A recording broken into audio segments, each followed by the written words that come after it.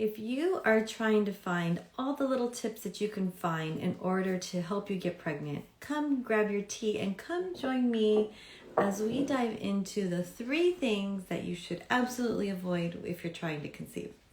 I'm Denise Noyer-Erez, and I'm lovingly known as the Fertility Godmother, and I get to help women that want to have a baby more than anything have their dreams by saving them time and pain on their path to pregnancy.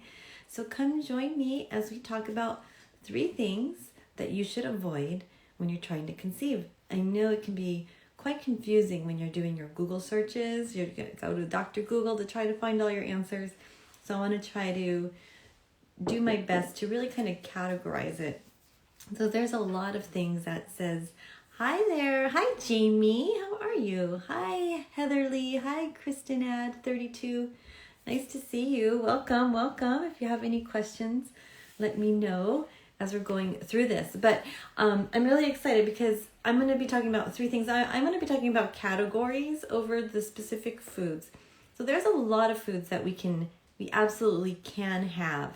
And in fact, the majority of the foods we can have. But there's 2 categories or 3 categories that I'm going to be talking about today that I think are really important to avoid.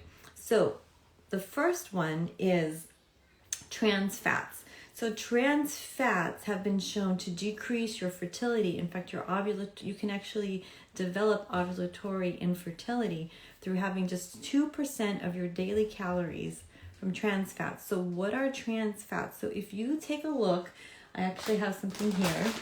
If you take a look, in the back of your of the ingredients, and you're taking a look at, hi Dee, you're taking a look at what you're reading in the back of your ingredients, you're going to be looking for partially hydrogenated or hydrogenated oils. So what they do is they take, in order to make the shelf life more sustainable, the companies will hydrolyze these fats, and what happens is it becomes a trans fat, and these trans fats really are toxic to your overall health. So I know you've heard of them for being bad for heart health and for cellular health, but they also are really bad for fertility. And I don't like to say that they're really bad, but they are.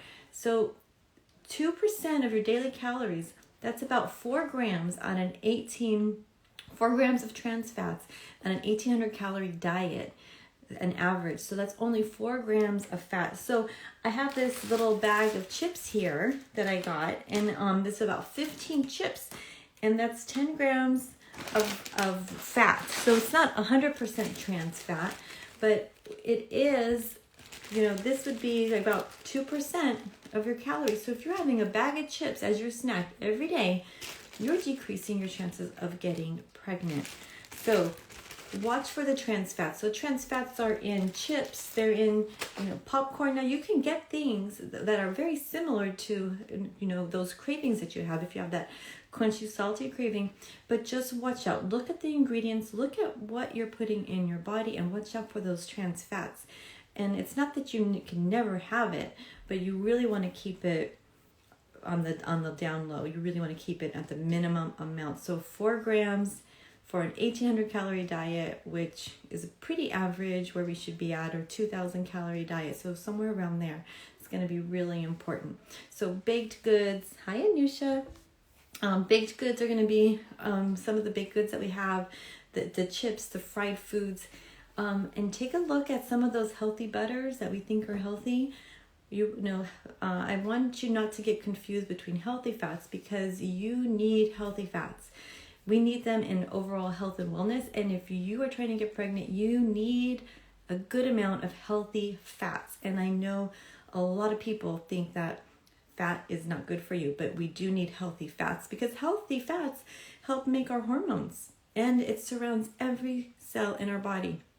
So it's really important to have those healthy fats, but just not those trans fats. So make sure you're watching, because the companies, they like to trick you. I think some places in the world, you have to label it no trans fats, but look on the back and look for the partially hydrogenated oils. The next food that I'm going to recommend that you avoid, and I'm going to actually kind of tweak that word just a little bit. It's actually just really pay attention and limit, and that's going to be sugar.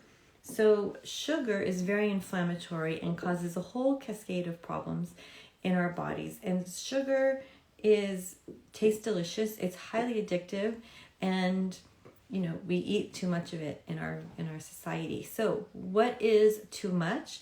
I usually recommend no more than 30 grams a day. So what does that look like? I thought I'd have some fun. 1 gram is 4 teaspoons. So this, can you see this? This is 5 grams of sugar, 20 teaspoons. Look at this. I was kind of grossed out when I did this. I always wanted to do this and I never did. So thank you for inspiring me. This is in some of those protein bars that we eat. 5 grams of sugar, it'll say on there. I used to go, okay, anything under 5 grams of sugar, fine. Wow, can you imagine having this much sugar wow. To me, that's pretty crazy. And we can have, technically, you can have up to, what did I say? Math is not my thing. 6 grams, 6 of these cups, is that right? 5 or 6 of these cups, half a cups. That's just crazy to me. When you look at that, look at this, how much sugar. 5 grams right here. Okay, I'm going a little crazy. But you get the idea. So you can imagine most of us eat double that in a day. So really start to pay attention to what your sugar intake. Look at the back, read the ingredients. Make sure you check out the serving size too, because if you don't check out the serving size, it could be 4 servings and you're thinking it's 1 serving, and then you're having double of everything or quadruple of everything, right? So watch out for that, super important. And then the other thing, which I don't have a measurement for, but I know it's really important, and that is really reducing your plastics, reducing anything you can that has BPA in it, or even if it says BPA free and it's plastic. So BPA is a chemical that's used to make our plastics, durable. It's in the lining of cans. They have to put something in the can to protect the food so that aluminum doesn't get into our food or doesn't get rusty. So what are they putting in? Even the BPA free cans, what are they putting in, right? So I still have I love canned beans sometimes because it's easier, but I don't do canned vegetables, so I really prefer fresh. So just in general, if you can just limit the amount of plastics and the BPAs in your world, you're going to be so much healthier. But they are endocrine disruptors, and they will interfere with your fertility because they bind to your fat, they affect your ovaries, they affect the testicles, they affect the uterus, and they also can affect your baby when you do get pregnant, because it will cross the placental barrier. So start to become mindful now. Start to eliminate as much as you can. So the question I've been dying to know, and I haven't found it, so if you know this, please tell me, please share with me, is what does that look like? What amount is safe?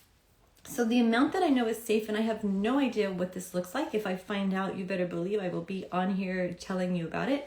But the amount that is safe is 50 micrograms per kilogram, safe for BPA, meaning it doesn't have a reaction in your body. So for a 150-pound person, that's 3,500 micrograms or 3.5 milligrams. Do we have any scientists here? Can you break that down for me? What does that look like? Is that in a bottle of water? I have not been able to find this answer. So we know that there's some level of it being safe. So I want you to ease your mind. But we also know that it accumulates in our body. So just do the best you can. There's no way you're going to be able to eliminate it, but reduce it as much as you can. And wherever you can in your home in particular, when you order takeout, a lot of times they serve in plastic containers. So maybe there's companies that serve that you're going to order out more often for, that do more of the cardboard, the paper plates that they have there. I'm not sure if it's lined with anything else. So I think they're pretty they're pretty environmentally friendly, some of those other ones. But you got to do the best you can do. So the good news is it doesn't have a long half-life, but it does like our fat. It's called, they call it hydrophilic. It loves fat, these BPAs, and they get stuck in there and then they interrupt your endocrine system. So those are the 3 foods that I want you to avoid. Everything else, I know we can go crazy down this little spiral rabbit hole about what we can have, what we can't have. And then when you get pregnant, it's a whole nother ball game, right? But I want you to make sure that those 3 things, you do your best to really just eliminate as much as possible the trans fats, minimize the sugar, and minimize or eliminate those BPAs in all of your, in all those plastics and the other things that BPA is in, our makeup, so many things. So watch out for that, you guys. Here's to your health and happiness. Have a beautiful week. Cheers, and I'll see you next week on here with Tea with the Fertility Godmother. I'm Denise Noyer-Erez, and make it a beautiful day. Bye-bye.